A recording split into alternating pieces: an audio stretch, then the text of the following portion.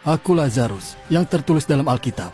Anda bisa pelajari kisah ini di Lukas pasal 16 ayat 19 sampai 31.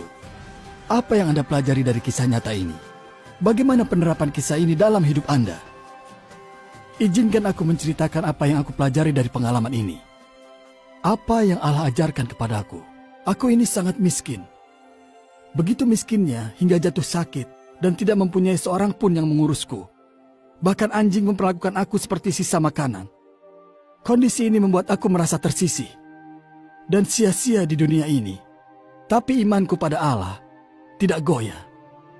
Dan betapa senangnya saat aku membuka mata di surga. Ternyata aku sangat berharga di hadapan Allah. Dia tahu setiap impianku.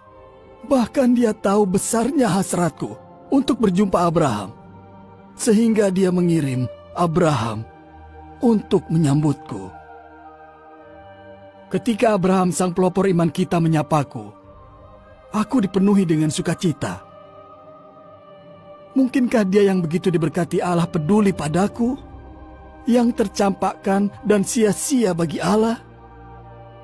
Pernahkah Anda merasa diabaikan, dilupakan, disepelekan? Allah tidak melupakan Anda.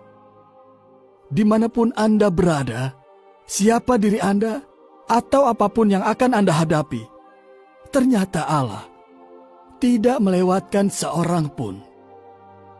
Kisahku membuktikan tiada yang bisa memisahkan kita dari kasih Allah.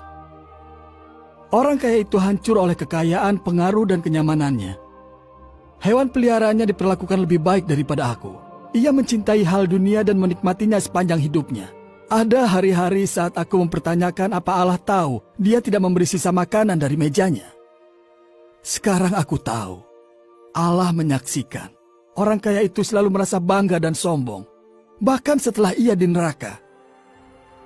Tahukah Anda, ia memintaku untuk melayaninya, karena ia terbiasa dilayani orang lain. Neraka penuh dengan orang yang ingin dilayani. Tapi karena ia telah dilayani di bumi, Abraham mengatakan bahwa ia telah menikmati kenikmatannya dan semuanya telah berakhir. Aku belajar betapa pentingnya bagi Allah kalau kita melayani orang lain semasa di bumi, terutama bagi yang lemah dan menderita.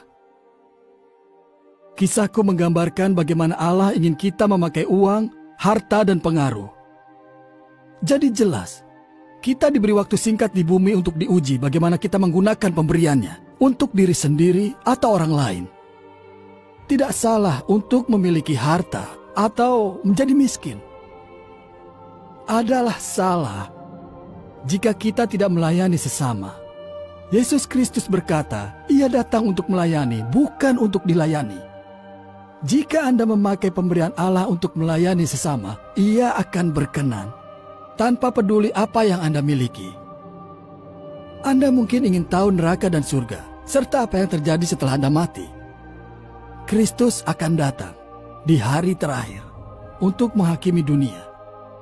Pada hari penghakiman, yang jahat akan dibuang ke neraka, tempat siksaan abadi yang mengerikan. Tetapi yang baik akan diangkat ke surga, tempat mulia dan bahagia, di mana mereka akan selamanya bersama Tuhan Yesus Kristus. Masih banyak lagi yang Allah ingin ajarkan pada kita. Kisah selanjutnya akan mengajak Anda melanjutkan perjalanan.